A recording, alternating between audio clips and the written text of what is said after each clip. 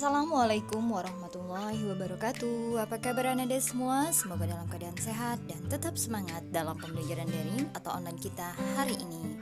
Baiklah, mari kita buka pembelajaran hari ini dengan melafazkan Al-Basmalah.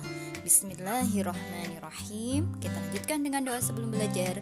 Raditu billahi rabba wa bil islami dina wa bi Muhammadin nabiyya wa rasula. Rabbi zidni ilma warzuqni fahman.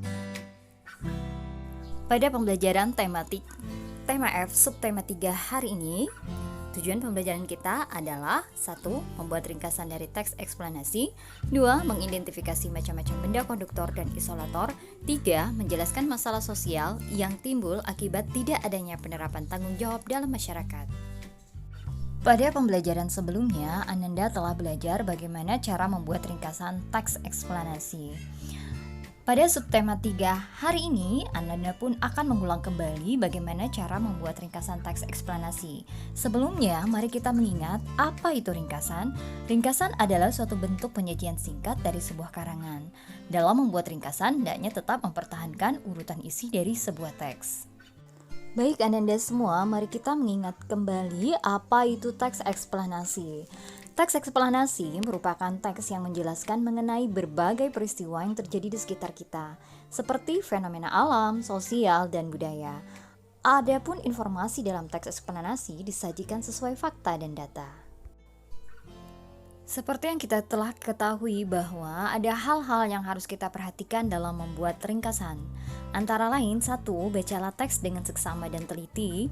2. Identifikasi pokok pikiran dari setiap paragraf. 3.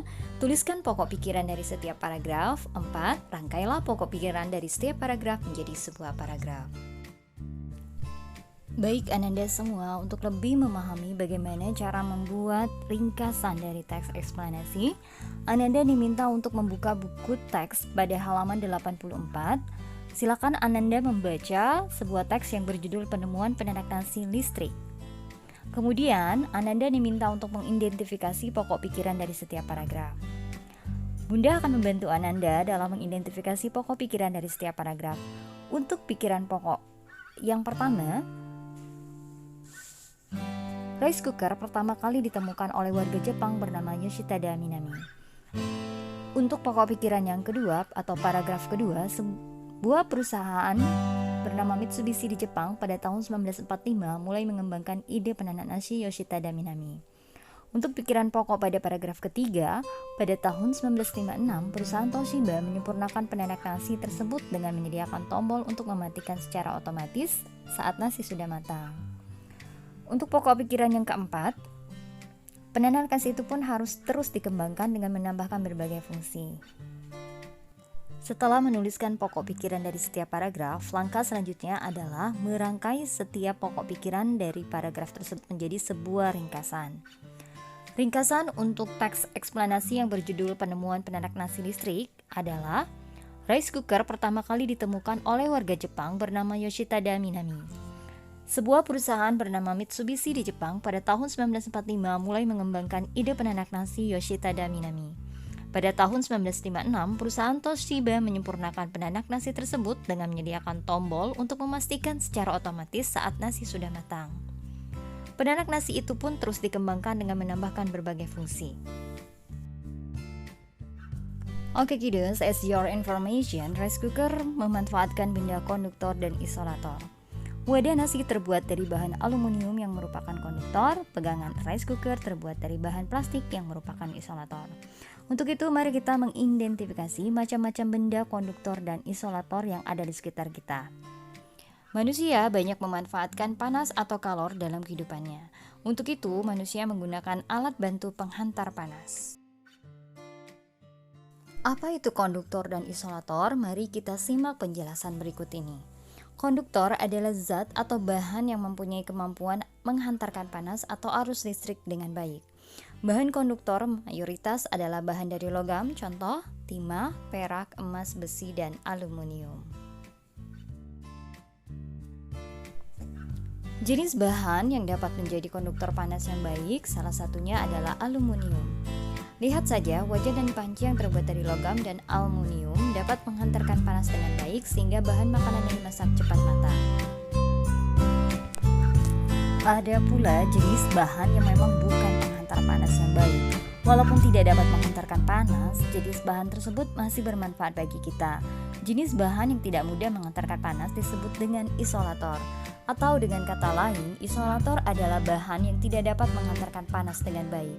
Contoh bahan isolator adalah bahan padat yang berawal huruf K seperti kertas, kayu, karet, keramik, dan kaca. Namun ada juga bahan lain seperti plastik dan pasir silika. Isolator dapat menahan panas keluar dari bahan sehingga membuatnya tetap hangat di dalam. Benda isolator banyak dimanfaatkan dalam peralatan memasak untuk melindungi tangan agar tidak terkena panas. Sweater, jaket, sarung tangan, ataupun kaos kaki merupakan contoh benda yang menggunakan bahan isolator panas. Semua benda tersebut dapat mencegah panas tubuh keluar sehingga tubuh tetap hangat saat cuaca dingin. Selanjutnya kita akan membahas tentang menjelaskan masalah sosial yang timbul akibat tidak adanya penerapan tanggung jawab dalam masyarakat. Masalah sosial tidak hanya terjadi di perkotaan. Dalam lingkungan yang lebih sempit seperti sekolah, masalah sosial juga dapat ditemukan. Jika masalah sosial tidak segera diatasi dengan baik, maka akan berakibat pada timbulnya masalah-masalah yang lain. Apa sajakah yang termasuk ke dalam masalah sosial di masyarakat? Mari kita simak penjelasan berikut ini. Yang pertama adalah sampah. Masyarakat seringkali membuang sampah sembarangan tanpa mempedulikan akibat yang akan dihadapi di masa yang akan datang. Yang kedua adalah kemacetan lalu lintas. Ini adalah situasi di mana lalu lintas tersendat yang disebabkan karena banyaknya jumlah kendaraan atau karena tidak tertibnya para pengguna jalan raya. Yang ketiga adalah sungai yang kotor. Sungai menjadi tempat alternatif untuk membuang sampah. Akibatnya, sungai tidak dapat menjalankan fungsinya sebagai penampung air ketika hujan. Kondisi selanjutnya adalah munculnya banjir sehingga pada akhirnya merugikan masyarakat itu sendiri. Masalah sosial di masyarakat yang keempat adalah pengangguran. Di beberapa tempat, pengangguran masih banyak terjadi. Keberadaan industri, misalnya saja industri tekstil, tentunya akan membantu mengatasi masalah pengangguran, sebab tingginya permintaan akan pekerja. Masalah sosial di dalam masyarakat yang kelima adalah bangunan liar. Bertumbuhnya bangunan tak berizin ini membuat suasana di suatu daerah menjadi kumuh dan terlihat tidak teratur. Untuk mengatasi masalah-masalah sosial yang terjadi di dalam masyarakat, perlu adanya kesadaran dari pribadi kita masing-masing. Hal ini sesuai dengan seruan Allah kepada manusia agar melestarikan alam dan lingkungannya karena sudah diatur oleh Yang Maha Kuasa seperti yang tertuang pada surat Al-Rum ayat 41 ayat 42. Penegasan Allah bahwa berbagai kerusakan yang terjadi di darat dan di laut adalah akibat ulah perbuatan manusia. Oleh karena itu, hendaknya manusia menghentikannya dan kembali ke jalan yang benar.